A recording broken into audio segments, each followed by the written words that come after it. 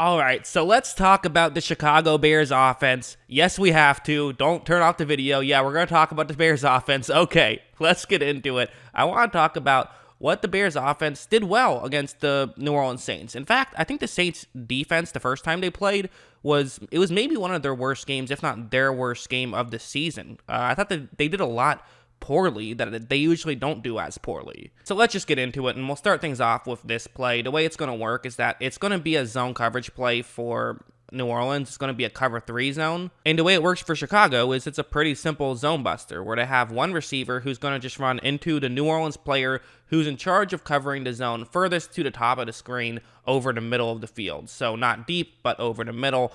He just runs into him, essentially. Then you have another receiver who runs, further to the outside of the guy who's supposed to cover the outside, the flat, as it's called, in that area. And that's how this play is supposed to work. Foles takes a snap, makes a quick throw, and they're able to get the completion. Not a huge game, but that's kind of how you're going to try and beat the Saints if you're the Bears, is just move methodically. Also, yes, I said Foles. Obviously, Nick Foles will not be playing in this one. It will be Mitchell Trubisky.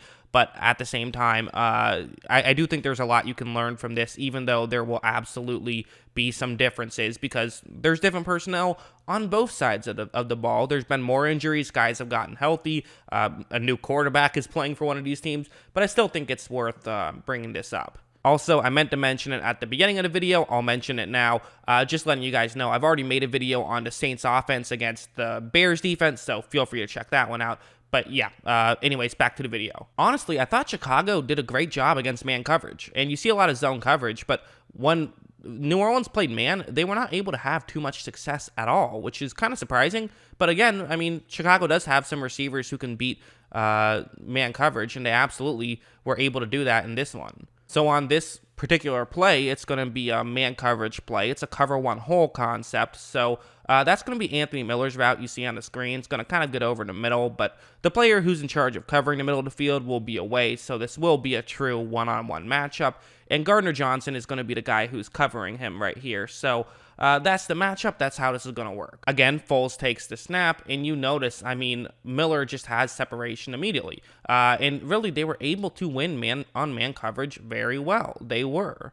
Foles does make this pass, and they're able to pick up a big gain. Again, I think part of this, too, was you saw a surprising lack of pressure in this one as well. And, part of that was injuries, but part of it was also that just the offensive line played well. But at the same time, Chicago basically has an entire new offensive line than the one that played in this one. So it's a very bizarre game. I honestly don't know how much will be replicated from that game to this game, but I do know one thing.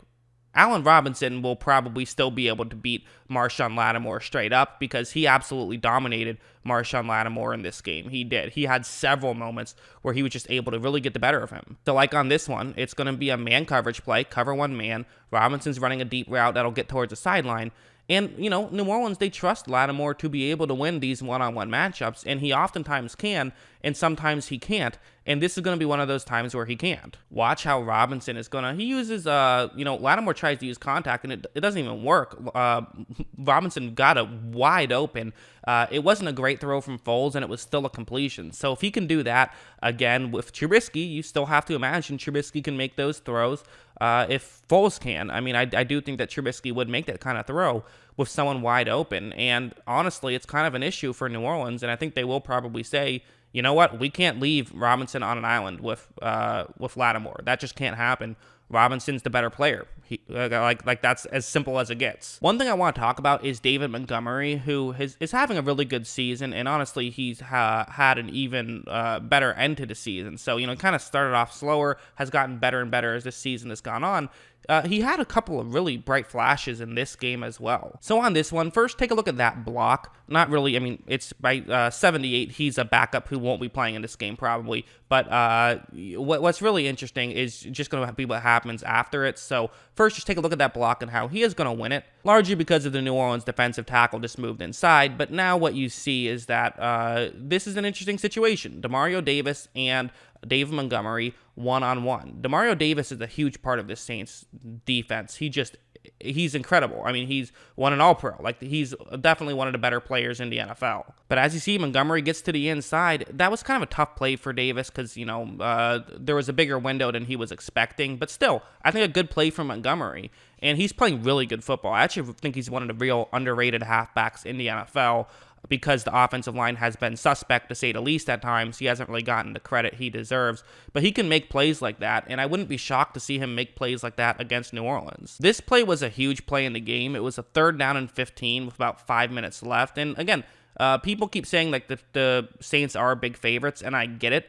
But at the same time, it is worth mentioning this game went to overtime the first time with the Bears' now backup quarterback in the game, although he actually played pretty well. So this one, it's Allen Robinson's running a deep route. It's a cover 2 man, but he's going to try and get... This is such a difficult route to run. Yes, it's Lattimore who, Robinson has gotten the better of, but at the same time, there are 2 safeties deep, and they're going to be hovering right around the first down marker on the 3rd and 15, and the field position is bad enough that, you might not, if you don't get the first down, you might not go for it here. So this is such a high degree of difficulty route for Robinson to run. But watch how he gets Lattimore to do this. Lattimore cuts to the inside, and then all of a sudden he gets behind Lattimore, then does it again, makes a tough grab, gets the first down. Lattimore's frustrated. He's saying it was down. It doesn't matter. It was not down. Robinson makes the grab. Great play from Allen Robinson. And that's just what he can do, quite frankly. So that's a huge X factor. Is Chicago, they lack a lot of, really, I feel like, the stuff that people don't talk about too much. They don't have a great line, and it's been banged up. On top of that, I think New Orleans has a really good defensive line, and weirdly, it just didn't work out that way the first time these 2 teams played. Marcus Davenport wasn't in that game. I think that matters. I do. I don't know how much, but I do think that there's going to be less time than Nick Foles had to throw for Mitchell Trubisky, but the flip side is Trubisky can run and pick up yards that way. And when you have the high-end talent of guys like Montgomery and Robinson, that's what you're going to have to rely on to get yards. One last thing I want to bring up will be shown on this play, so you might notice this is from a different game, but I'm bringing it up because this is Jalen Hurts, and Jalen Hurts is going to run with the football here. He's going to fake as though it's a handoff to the back, then he runs to the outside. What they're doing here is Cameron Jordan is unblocked. So you're unblocking the New Orleans Saints' best edge rusher, who then you're going to try and have a quarterback outrun him. But they feel like they can do this. Hurts takes the snap. He does fake the handoff. And you see Jordan doesn't even really do that bad of a job. I would say this is fine positioning. He moves in a little bit, but he still, has several yards closer to the outside than Hurts. The issue is that Hurts is just really fast. Hurts is going to be able to get by him, and Jordan was a little bit slow in changing his footwork. I wonder if that'll be easier in a dome with different grass than what's, in Philadelphia. But at the same time, if Hurts can do it, I feel like Trubisky can do it, and I wouldn't be shocked to see them have some quarterback-designed runs.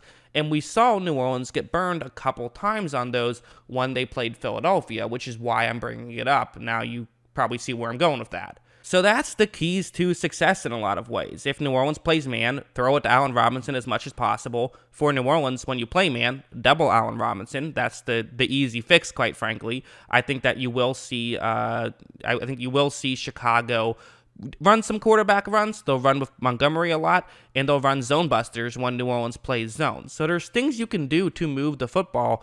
There really is. The main issue I have, and the reason why I'm picking the Saints to win this game, and I also think that it won't be necessarily a super high-scoring affair from Chicago. I think they'll score less this time, is I just can't imagine the offensive line for Chicago playing as well as they did last time. Again, very weird. I'm going to say that the Bears scored 20 points this time. So not a massive downgrade from last time, but I think they scored 20. I had the Saints scoring 27, so that's my final score, 27-20. What do you guys think? Let me know in the comments below. Always love hearing from you. And of course, as always, thanks for watching.